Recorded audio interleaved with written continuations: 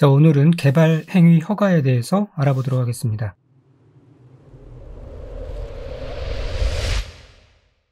자, 맨 처음에 국토의 계획 및 이용에 관한 법률 시작하기 전에 이 표를 봤죠. 국토의 계획 및 이용에 관한 법률은 크게 이름 그대로 계획 파트와 이용 파트로 나누어져 있습니다. 그래서 계획 부분에는 광역도시계획, 도시군 기본계획, 도시군 관리계획 이런 것들이 있었고요. 이제 이용 및 개발 파트에 들어가서 개발행위 허가에 대한 부분, 개발 밀도관리구역, 기반시설 부담구역 이런 내용들을 살펴볼 예정입니다. 그래서 도시군 관리계획의 내용에 개발행위에 이용 및 개발행위에 속하는 개발밀도관리구역, 기반시설 부담구역, 그리고 또 성장관리구역이 있었죠. 그런 것들은 해당되지 않는다라는 것들이 또 중요한 포인트였죠. 그거를 기억하시면서 이용 개발 파트를 들어가도록 하겠습니다. 자, 다음에 해당하는 즉 건, 공, 토, 물 이 6가지에 해당하는 개발 행위를 하려는 자는 특별시장, 광역시장, 특별자치시장, 특별자치도지사, 시장군수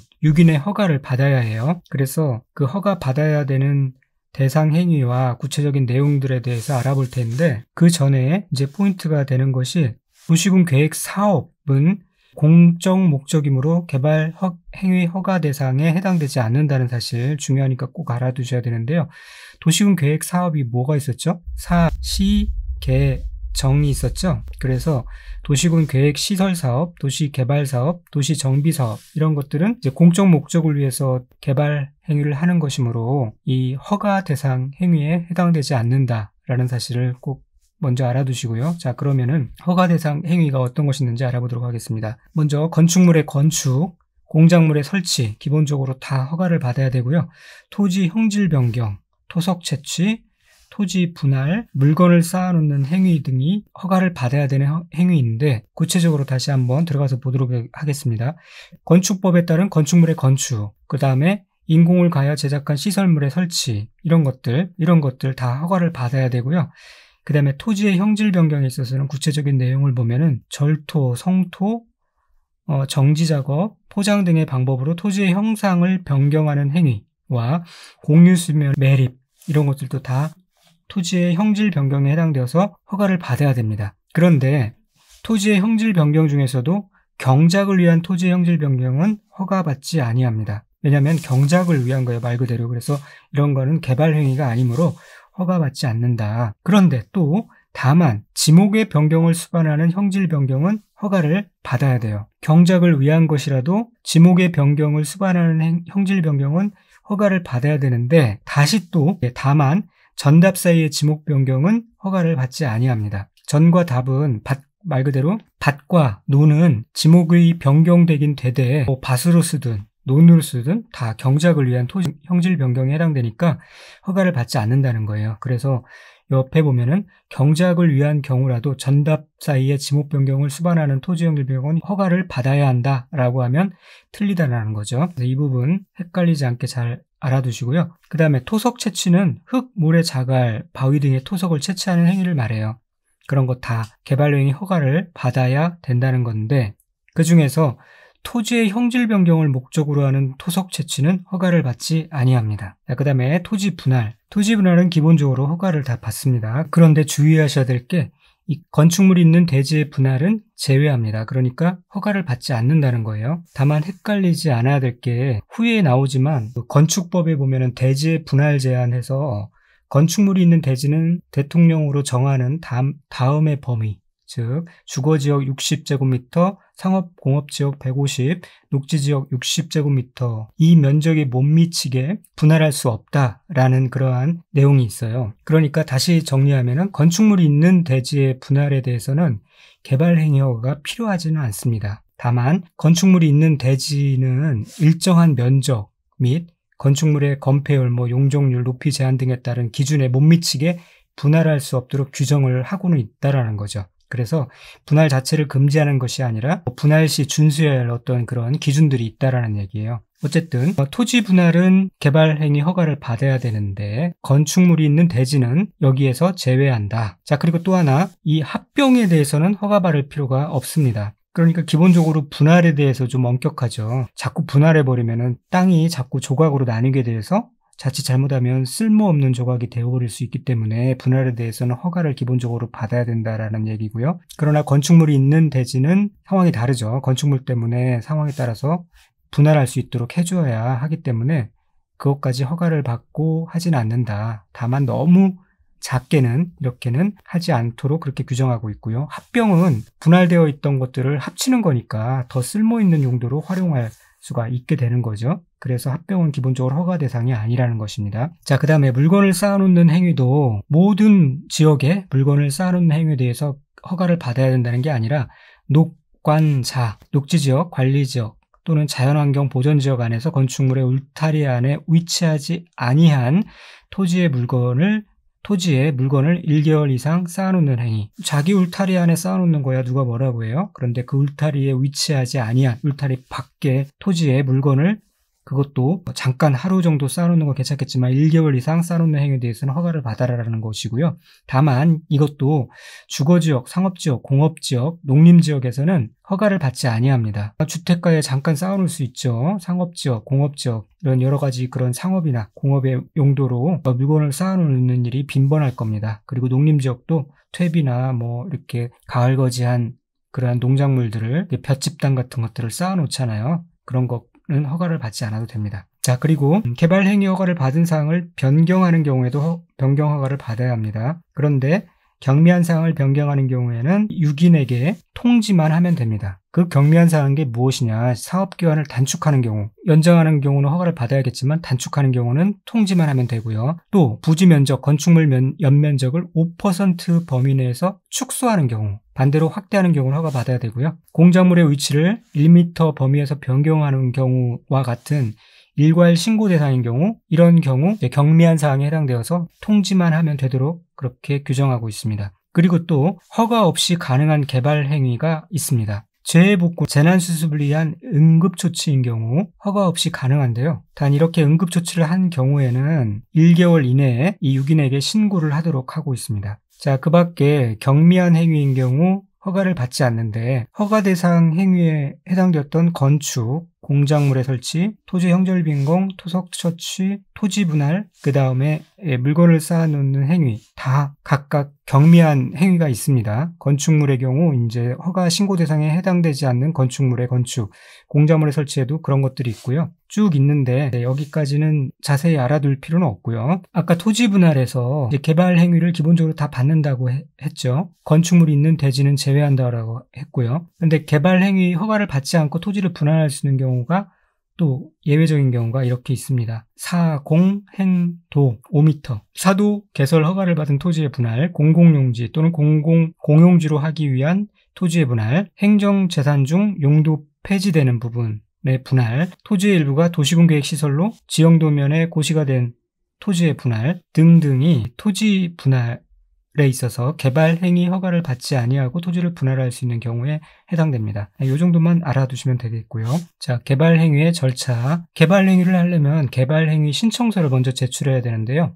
개발 행위를 하려는 자는 그 개발 행위에 따른 기반 시설의 설치나 그에 필요한 용지의 확보, 위해 환경, 환경오염 방지, 경관, 조경 등에 관한 계획서를 첨부한 신청서를 개발행위권자에게 제출하여야 합니다. 당연히 개발행위 신청서 제출해야 되는 것이고요. 이 기위 환경조가 중요한 내용은 아니겠죠. 그런데 더 중요한 거는 개발 밀도 관리구역 안에서는 기반 시설의 설치나 그에 필요한 용지의 확보에 관한 계획서를 제출하지 아니한다는 내용이고요. 개발 밀도 관리구역에 대해서는 조금 후에 다시 살펴볼 거지만 개발 밀도가 이미 꽉 들어찬 지역을 개발 밀도 관리구역이라고 해요. 그래서 관리가 필요한 것이죠. 이제 그런 곳에 재차 무슨 기반 시설의 설치나 그에 필요한 용지의 확보 같은 것들은 불필요하겠죠. 그러니까 당연히 이것도 그에 대한 계획서는 제출할 필요가 없게 되는 겁니다. 다시 한번 뒤에 보도록 하고요. 나머지 개발 행위 절차에 대해서는 특별한 논점이 없는데 한번 읽어보시면 이해를 하실 수 있을 것이고요. 도시군계획 사업 시행자의 의견을 청취하는 것, 해당 지역에서 시행되는 도시군계획 사업 시행자의 의견을 들어야 되고, 공공시설 귀속에 관한 사항이 포함된 개발 행위를 하려면 미리 해당 공공시설이 속한 관리청의 의견을 들어봐야 되는 거 당연한 거겠죠. 그렇게 한번 이해하면서 주시면 특별한 논점은 없습니다. 그 다음에 개발행위 허가의 기준에 대해서 알아보도록 하겠습니다. 자, 각각의 지역이 각각의 면적 미만일 때는 개발행위를 허가를 받아서 개발을 한다는 것인데, 이게 무슨 말이냐면은 요 규모 미만이면은 어떤 사적 개발 행위에 해당되어서 그것에 대한 개발 행위 허가를 받고 사적으로 개발을 한다는 얘기고요. 그런데 똑같은 숫자가 도시개발법에서도 나옵니다. 도시개발법에서 나오는 것은 이제 3만 이상일 때, 그리고 5,000제곱미터 이상일 때, 1만 제곱미터 이상일 때 그렇게 나오거든요. 그것은 무엇이냐면은 그 도시개발법에서의 그 면적은 공적 개발 행위예요. 그래서 그것은 이제 도시개발법에서 다시 또 다루게 될 것입니다. 자, 그러면 각각의 이 숫자들이 어떤 지역에 해당되는지 보면은 농공관리, 농림지역, 공업지역, 관리지역은 3만 제곱미터 미만일 때 허가를 받아야 되고요.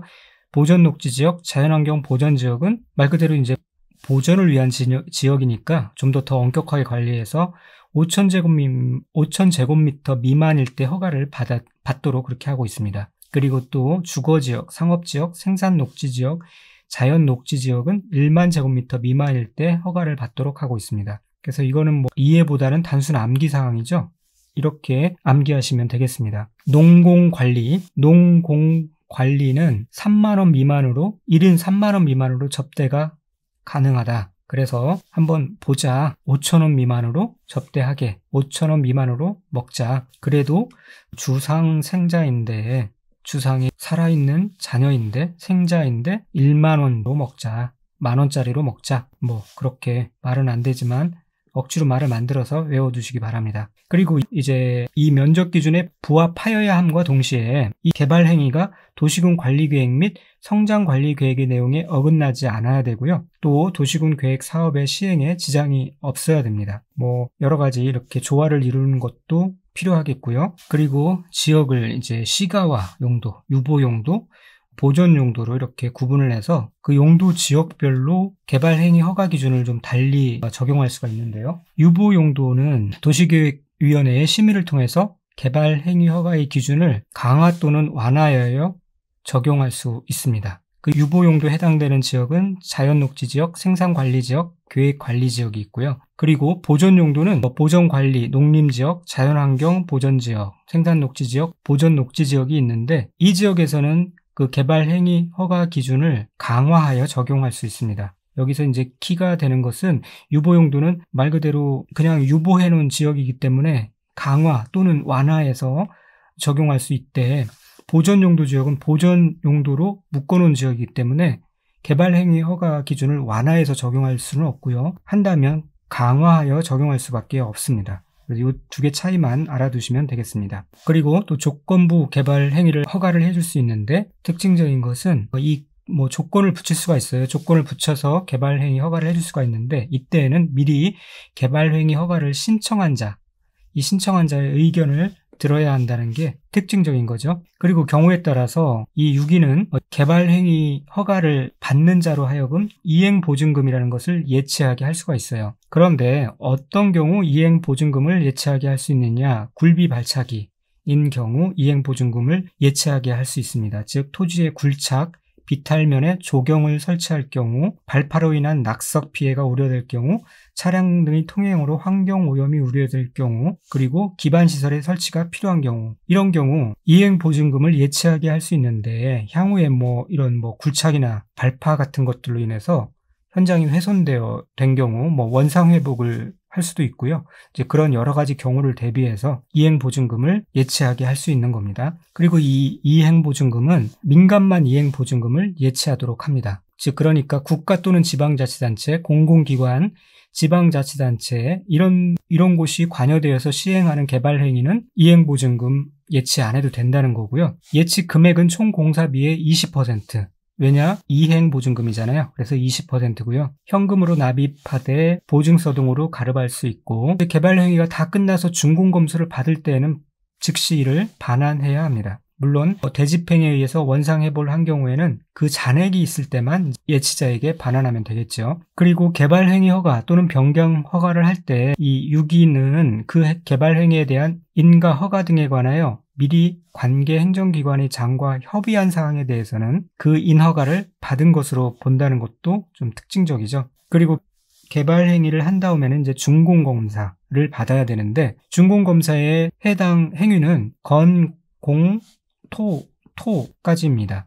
즉 건축물의 건축, 공작물의 설치, 토지의 형질 변경, 토석의 채취 행위에 대해서 유기인에게 준공검사를 받아야 된다는 얘기고요. 그 외에 두 가지, 토지 분할과 물건을 쌓아놓는 행위 등은 뭔가 이게 준공의 개념은 아니에요. 그래서 준공검사 대상이 아니라는 점 알아두시기 바랍니다. 그 다음에 이제 개발행위 허가의 제한에 대해서 알아보겠는데요. 아주 중요한 부분이죠. 개발행위 제한 지역과 제한 사유, 그리고 제한 기간에 대해서 알아보도록 하겠습니다. 즉 녹지지역이나 계획관리지역으로서 수목이 집단적으로 자라고 있거나 조수류 등이 집단적으로 서식하고 있는 지역, 또는 우량 농지, 이런 것처럼 이제 보존할 필요가 있는 지역이거나 개발 행위로 인해서 주변의 환경, 경관, 미관, 문화재 등이 크게 오염되거나 손상될 우려가 있는 지역, 즉 이 지역은 이제 보존이 키워드죠.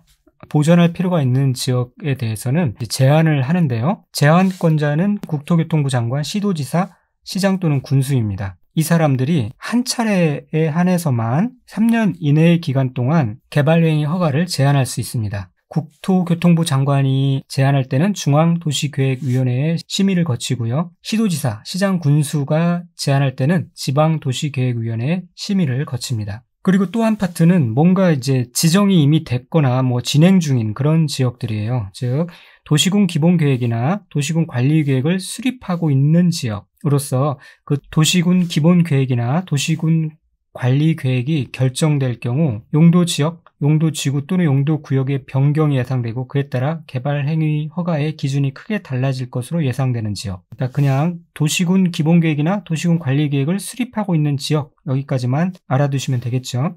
또 지구단위 계획구역으로 지정된 지역, 기반시설 부담구역으로 지정된 지역, 이런 지역에 대해서는 기본적으로 위에처럼 이렇게 3년의 기간 동안 개발행위를 제한할 수 있어요. 그런데 추가적으로 연장을 또 2년 동안 할 수가 있는데, 이때는 중앙도시계획위원회나 지방도시계획위원회의 심의를 거치지 아니하고 한 차례에 걸쳐서 2년 이내의 기간 동안 개발행위 허가를 연장할 수가 있어요. 즉 3+2에서 최종 5년까지 그게 가능하다는 얘기죠. 그래서 기본적으로 이렇게 구분된다는 것을 알아두시고요. 이거를 외우세요. 녹계수가 조우한 문화재, 기관, 기가 지키고 있겠죠. 그래서 녹계수 조우한 문화재는 3년 제한할 수 있고요. 그 밑에 있는 기는 3년 플러스 2년, 최장 5년 할 수 있고, 이 연장할 때는 심의를 거치지 아니한다까지 알아두시고요.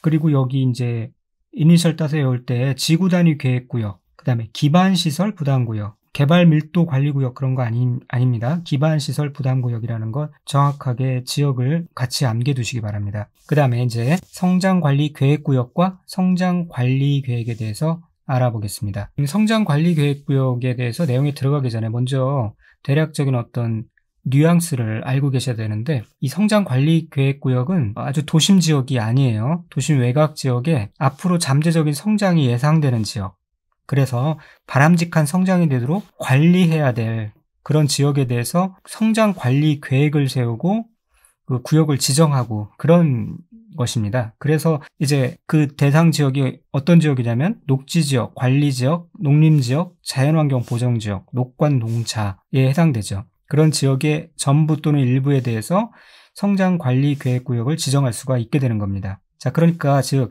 주거지역, 상업지역, 공업지역, 이런 도시지역의 주상공지역은 만약에 이 지역을 특정 지역에 대해서, 구역에 대해서 개발하려면 지구단위 계획구역으로 지정하잖아요. 그렇게 해서 개발을 하는 거죠. 주상공지역의 성장관리계획구역을 지정할 수는 없는 것이죠. 그래서 옆에 이제 정리해놨는데요. 도시지역의 주상공지역에서는 지구단위 계획을 통해서 개발을 하는 것이고요. 녹관농자는 성장관리계획을 통해서 지정을 하는 것입니다. 이 부분을 잘 이해하고 계시는 게 이어지는 내용을 이해하는 데 도움이 됩니다.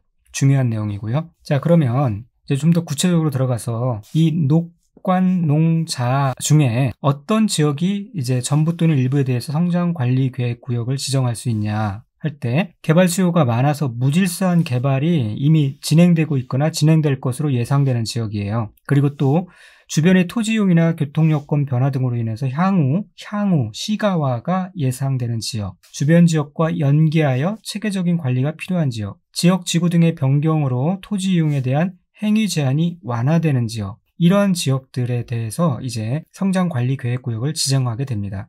그래서 성장을 위해 시완, 연무대, 입대해서 전일 녹관농자했다, 그렇게 암기해 두시면 되겠습니다. 시가화가 예상되는 지역, 완, 행위 제한이 완화되는 지역, 연, 주변 지역과 연계하여 체계적인 관리가 필요한 지역, 개발 수요가 많아 무질서한 개발이 진행되고 있거나 예상되는 지역, 이런 지역이 성장관리계획구역으로 지정되는 지역입니다. 지방의회는 60일 내에 의견을 제시하고요. 보통은 30일인데 여기는 60일입니다. 그리고 성장관리계획구역의 내용을 보면은 자, 이런 내용들이 있는데요. 기반시설의 배치와 규모에 관한 사항 등 이런 것들이 있습니다. 그런데 특징적인 것은 건축선에 관한 내용은 없습니다.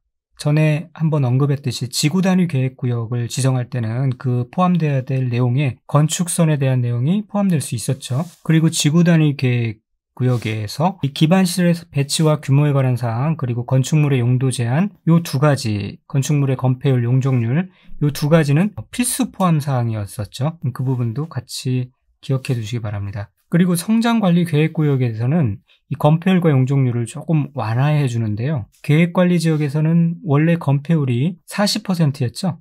그거를 이제 좀 완화해서 50%까지 해주고요. 용적률도 100%였는데 125%로 완화해 줍니다. 그리고 생산녹지, 자연녹지, 생산관리, 농림지역에서는 원래 20%였는데 30%로 완화해 줍니다. 5년마다 타당성 여부 검토하고요. 자, 그 다음에 개발행위에 따른 공공시설의 귀속, 이 부분도 종종 잘 나오는 부분이니까 잘 이해하고 계셔야 되는데, 새로 설치된 공공시설의 소유권 귀속이 어떻게 되느냐, 그리고 종래의 공공시설이 있을 거 아니에요? 그 공공시설의 소유권 귀속은 어떻게 되느냐. 자, 크게 보면 이 두 가지인데 각각 행정청이 개발행위 허가를 받은 경우와 비행정청이 개발행위 허가를 받은 경우 두 가지로 나뉩니다. 자, 그런데 새로 설치된 경우에는 이 공공시설의 소유권 귀속은 행정청, 비행정청 불문하고요. 새로 설치된 공공시설은 그 시설을 관리할 관리청에 무상으로 귀속돼요. 그렇게 심플하게 알아두시고요. 그 다음에 그러면 종래 공공시설은 어떻게 할 것이냐. 새로 지은 건 그 시설을 관리할 관리청에 무상으로 귀속시키는데 기존에 있던 거는 이 두 가지 경우가 다른 거죠.